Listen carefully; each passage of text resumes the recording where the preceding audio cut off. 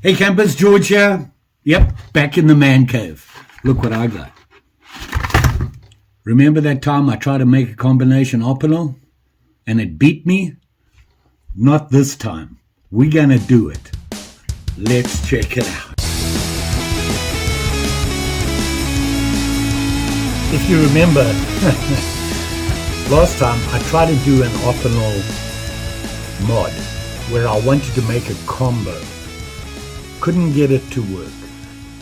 I tried, I think the problem was that I was using two different sizes. So I figured a way around that. I had that old saw that I had bought and it came without the ferrule on it, and they sent me another one, but I don't do that. I don't throw anything away. And then I thought about that and I thought, you know, here it is here. And you can see the ferrule's missing. I popped it out before. I love these saws. These saws are awesome. They're only a pull cut, but they really cut well. And they're small enough, you know, this fits in your pocket. I carry it around on all my walkabouts. I always have an Opinel knife on me as well. Although depending what I'm doing, I might be carrying a big belt knife. Then I thought, well, I can get around that. So, oh, there she is. Say hello to Mary. Hey, what are you doing? Checking everything out? Nosy. Look, hey, what are you looking at? Yeah, it's the camera, the thing you always get in the way of.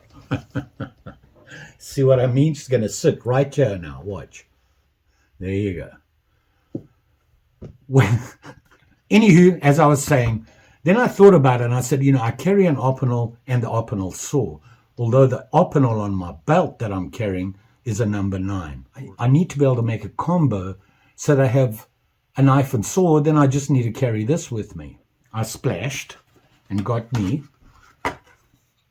an Opinel number 12. And I got to tell you, huge. This thing is a monster. Look at it. This would make a great fixed blade knife. Look at the size of this thing. Never realized that. Not only that, look how thick that blade is. I wouldn't have a problem battening this thing. Well, within reason. But wow, you know, you could make a fire with this and prep the wood. Okay, I lost that battle. I had to move the camera because she wasn't moving. What do? You adapt. I did get the carbon. You know me, I'm a carbon fan, and it says carbon on here. You can always tell the newer Opinels, they put on the handle what it is. So, and it has, you know, the vibro lock. Very nice. I love their knives. And although their handles are nice and they're comfortable, they'll fit just about anybody. I just like to change them because I can. Here is my plan. I have me a saw, and it'll fit right in there with it, he says with confidence. Which means I'm going to have to widen this slot. Well, first of all, I've got to take it all apart, widen the slot so that both knives can fit. The thing that worried me was this gap in the vibro lock here on the locking mechanism wide enough to take both blades. So I measured it, and they actually both fit in there. They'll both fit in there. You can see I have it turned, and the blade can still come down, clears there, and I have all that area there, which should be enough to put that in. So that's what we're going to do, allegedly. Let's give it a try. So I'm going to mod the actual saw handle and put the blade in it. So here we go. Okay, so the first thing I've got to do is widen this slot. Not sure how to do it. I've got to take, this is just slides off. It's part of the vibro lock, you see there? And now I've got to widen this hole. So the first thing I've got to do is find out how wide I need to make it. So I'm just going to do this top piece here first and get both blades to fit.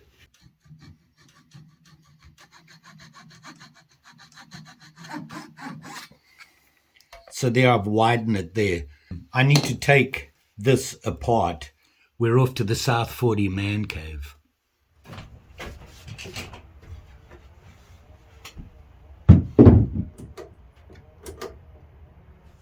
Let's have at it.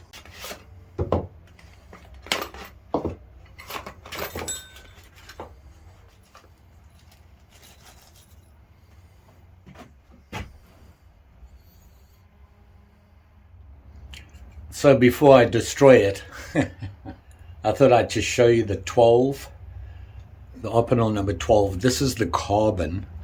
It looks like a giant normal Opinel everybody's used to, the number 8. It has the vibro lock, of course, that has a nail nick on the front. On the blade there you can see the Opinel logo and Opinel carbon. Well, French for carbon. So right from the edge of the locking ferrule, the blade 4 3/4 inches from the tip to right there. It's pretty solid. Look how thick this blade is. Typical Opinel, the shape of the handle, pretty standard. And it does say Opinel number 12 right there. And you'll find that on any Opinel. So now what I've got to do is take the ferrule off, take the blade out, and let's get to work. So yeah, you can see I'm taking the ferrule off. I left my special Opinel tool in the cottage. Here is taking the pin out. I just filed it down and punched it out. Having a real problem finding pins to do this. Actually landed up having to use a nail, which is not ideal, but it did the job. There is the blade. Very nice blade, actually. Has a nail nick in it, which is a good thing. Here I'm showing that you need to make sure when you put the combination together that the nail nick is on the outside. Otherwise you won't be able to get it because the saw blade will be in the way. Something I didn't know is right at the pivot point on those blades, Opinel doubles up on the width. So I have to widen the whole thing. I don't have a table saw or anything like that. The only thing I could find that would match the width I needed, yeah, a file. Which actually worked pretty well considering. And here I'm just checking the fit. I did this a lot.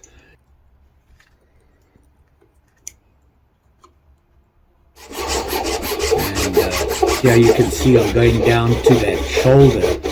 Don't really want to go too wide on the shoulder. I just marked it there so that when I go to do the rest of the slot, I can line up. And you can see there it fits. I'm taping it up for fit purposes, and hopefully I won't cut myself when doing this. Here you can see me using the nail. I'm checking the fit on everything before I carry on. I don't want to get too far into it and find out it's not going to work. So there was a lot of fit tests done. I don't show you them all, but I do it pretty often, just about any time I do any sort of bigger change. Testing the vibro lock to make sure it's actually going to lock these things and they line up together. Here was the first problem I came up with. It was just catching, and turned out that I just needed to file something off, and I'll do that later in the video. And here we go to work. This was a tedious job. You can see I've taped up the blades and everything, and just used the backbone of the file, the end, the ridge line, whatever you want to call it.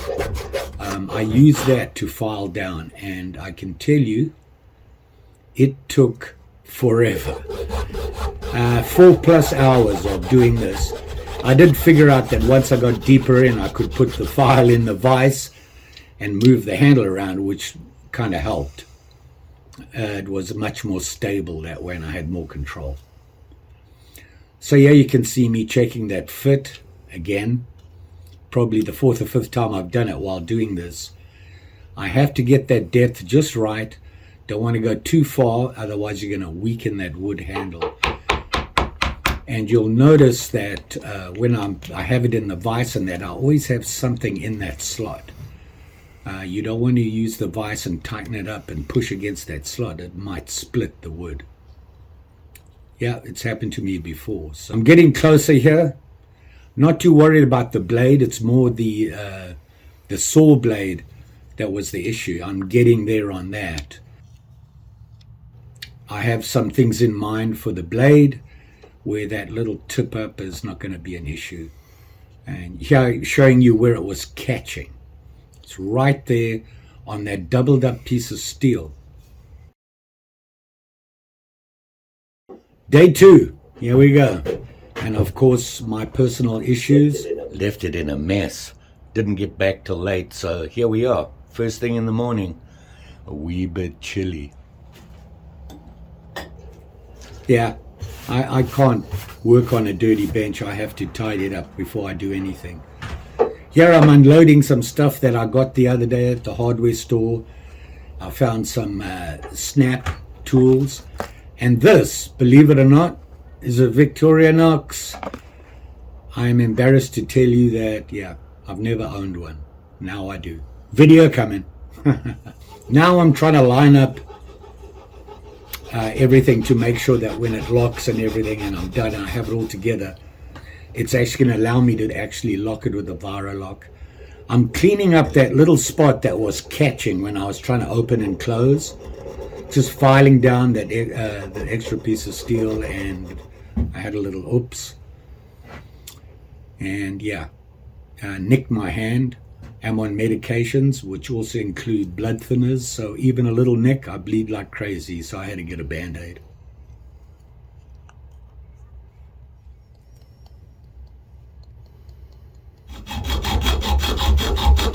Here I'm going to do a fit. If this works, I'll leave it together. If not, I'll have to redo it. Just using that nail, you can see me hammering it all in there. It turned out that the nail head was a little big, and it made the locking tight. When I say tight, it wasn't unusable. It just wasn't as free moving as normal, which I kind of liked. One of the reasons is that I've had an Opinel unlock itself without paying attention because I didn't lock it tight enough. This way I know it's not going to move. And here I'm checking, and it locks it in there pretty tight. There was no movement. The nice thing is that when one's open and the other one is not, and you lock it, both are locked, which was something I didn't expect. This was my biggest concern. This is pretty common with the Opinel, especially the saws when they get damp in that. Really hard to pull out because they don't have a thumbnail nick on it to pull it out. So that'll need some mods, which I will be getting into. Decided before I go any further, I want to test this light. So I took it outside and quick test here. Just sawing out the kind of wood that I'm expecting to deal with, that sort of size. Not much bigger than that. And the saw, no problem there, handle it just fine. Then the blade, and I'm going to be using this for fire prep and just general tasks around it, maybe making a stake to stake in a tent or a tarp. This is the part I was a little nervous with, can you tell? I got me a big hammer. It was the only decent one I could find. And you can see I'm not going crazy on it, although I think this blade would probably handle it. It's got some thickness to it. It zips right through. Not surprising, the Opinel style. So I was pretty happy about that. This is probably about the size tinder I'd be prepping anyway.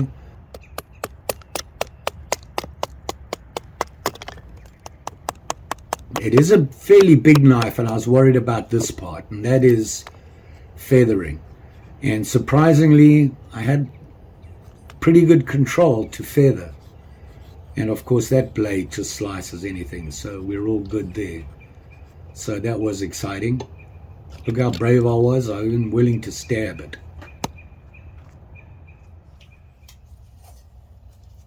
Taping it all up, and now we're going to deal with the handle. I wanted to make some changes because the handle is so Opinel, so recognizable. I needed to make changes because I want to make it mine. It is an Opinel, but I want to make it my Opinel. So a lot of filing. I filed away a bit in the middle to give more grip on the saw blade. And then I like to get rid of that sticky outer bit at the bottom. At the top, at the back. I like to round that off. I think it makes a nice looking handle. And it surprisingly very comfortable.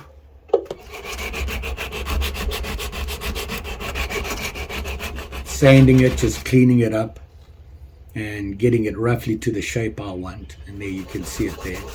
Just a little bit more, that the hump was a little bit too pronounced. Here I'm just putting 3 or 4 indents on the back. For some reason, I saw this done before and I thought that's pretty cool and adopted it. Why? Well, it looks cool. No particular reason. It's just another change to the Opinel. You can see it there. And now you can see the blade. This is that saber style, typical Opinel, which is the Opinel way. But for me, that's not a bushcraft blade. I really think that a drop point is the perfect bushcraft or camping outdoor blade. And here, you got to flatten out the spine to make it reasonably flat and then drop it off. So a lot of filing, and then I just use some, I believe this is 1200 grit water paper, just to clean up that top, the spine. And then the sun was shining. Why not have a cup of coffee and sit on the stool and, yep, more sanding. I was taking all that covering off that comes with the Opinels. One of the reasons is I like to put some sort of sealant or something in the wood. This time I'm just going to use regular oil, actually mineral oil. Going to leave the natural color, no other coating. It actually makes the wood not harden up and crack. Plus it gives a pretty good grip. And here I'm testing it again after doing all that. Still worried about that whole saw release thing.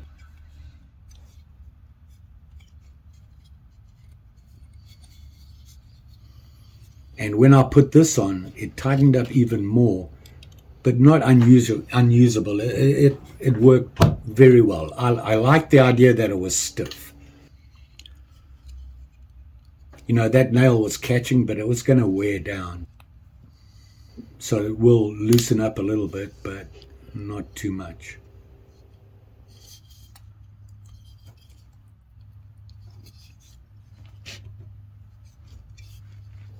And here we go, the saw problem. And yeah, I reduced the depth of the handle so you get more grip on it, but you have the saw blade, the knife blade is still in the way, so there has to be another solution. There it is, staring at you right now. A nail nick. So I realized I have to make a nail nick. And to be honest, I was really nervous about it. I'm not very good with the Dremel. This was to get me into it. I thought I'd just put on some jimping here because, well, it's a bushcraft knife.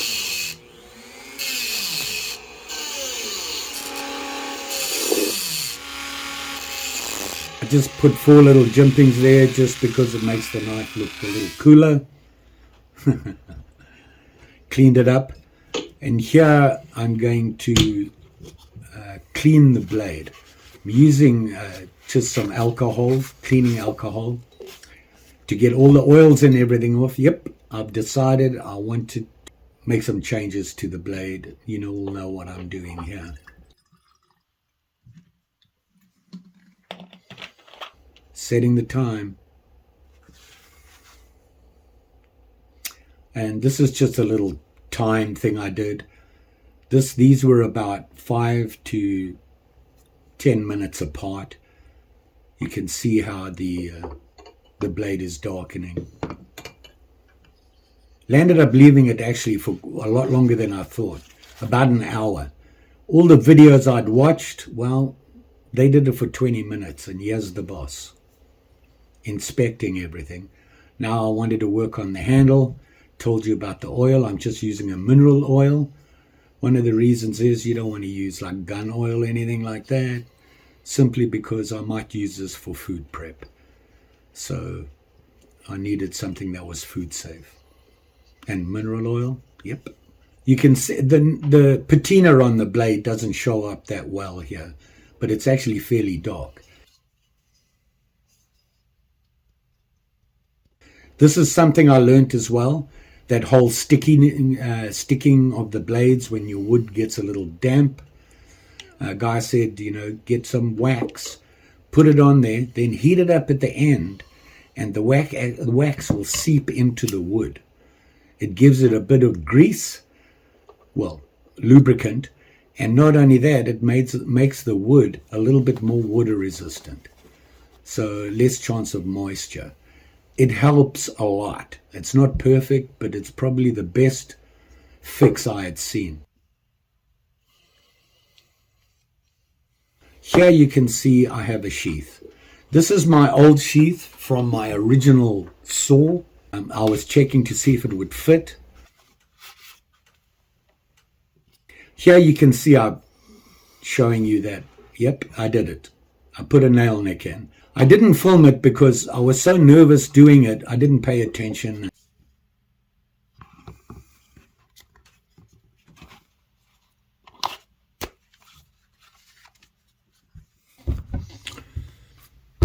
There you go.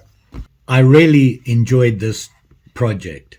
There were 2 reasons I did it. One, I started it before and I didn't make it.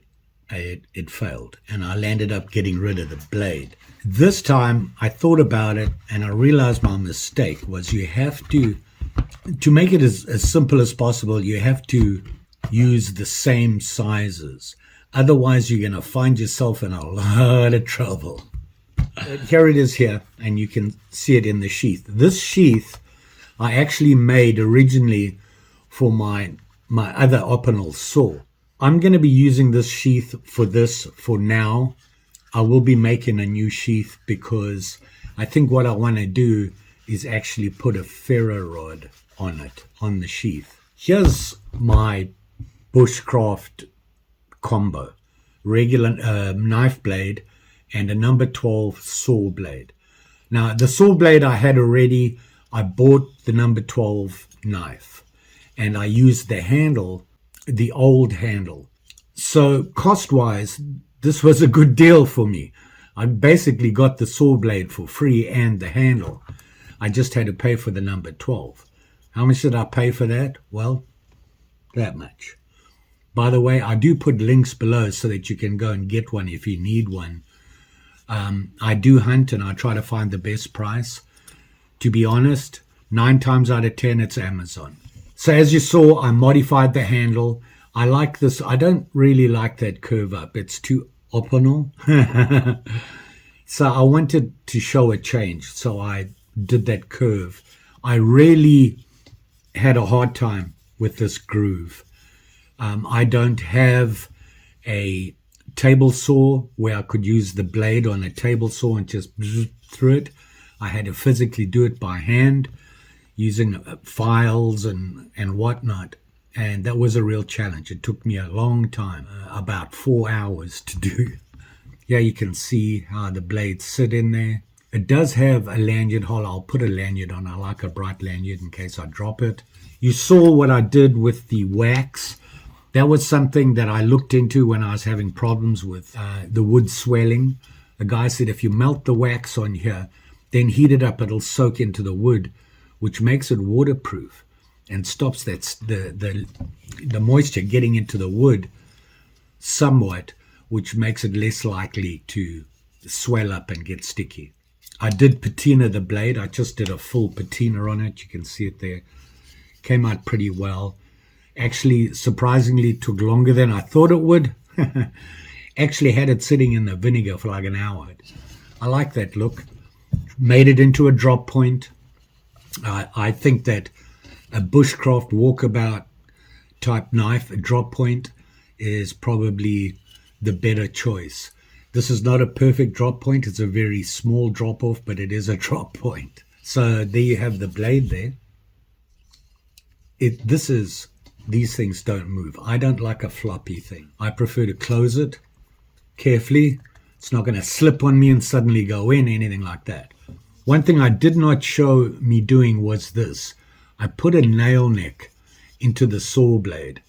And as you'll see here, I went right through. What actually happened, see how nice it looks that side? Not so much that side. I don't really care. It still looks pretty good. This is very thin. And having to do it with a Dremel, and you know me and a Dremel, I'm shaky, I'm nervous, and it slips. Well, that's what happened. I tried to make the same nail neck as on the knife. Couldn't do it. The blade is way thinner, and I actually went too far, and it actually started to stick out. Not the steel was so thin it was bulging out. So what I did was I just cut into it and made the slot, which works just as well, and I think it's probably better that I did that anyway. Does it affect the blade? Not really. You can see it doesn't bend anywhere near where the nail neck is. And of course I try to clean it up as much as possible. You can see there's some scratch marks from the Dremel getting away from me, but works for me. And it closes up just like that, and you can lock them closed. So there you go, they can't come out. And of course when one is out and the other is in, for example, I'm taking the saw right now, when I lock it like that, if you look at the bottom, it locks the knife blade in. Oh, I did put jimping. Forgot to tell you about that. So there you have it. My Monterized Opinel 12. I'm not sure if I should call it a Bushcraft mod. For me, this is a walkabout tool where I'll be spending the day out and I can do some Bushcraft chores. I can make a fire with it. I haven't tried a ferro rod on it, but this blade, the saw blade, is extremely sharp. Let me get a ferro rod quickly. And the way I'd use it is you don't open it, you leave it closed and locked in. And I'm hoping it's gonna, you can hear it there. Whoa! Whoops, on the paper, not good, George. So that works. My Monterized Opinel 12 walkabout Bushcraft tool. Let me know what you think. You know, you did see me test it before I went any further. I wanted to make sure that I'd actually be able to use the saw and the knife. It deserves a walkabout. So I'm thinking tomorrow I'm going walkabout and play a little bit and use this to see if it'll do everything I need on a walkabout when I want a cup of coffee or make myself something to eat. So stay tuned for that. You'll be safe out there, especially when messing with these guys. You know, I nicked myself doing that, the slot.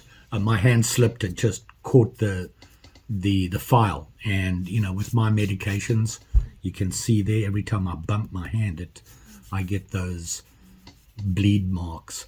I'm on thinners, so I bleed like crazy. So when I do that, even a little nick, I've got to put a Band-Aid on it because I bleed everywhere. Any other ideas out there? Something can add to something like this?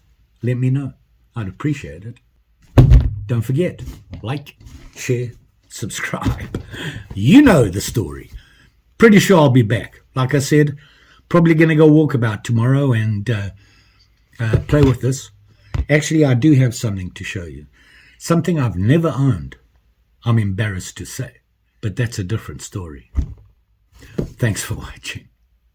See you again soon.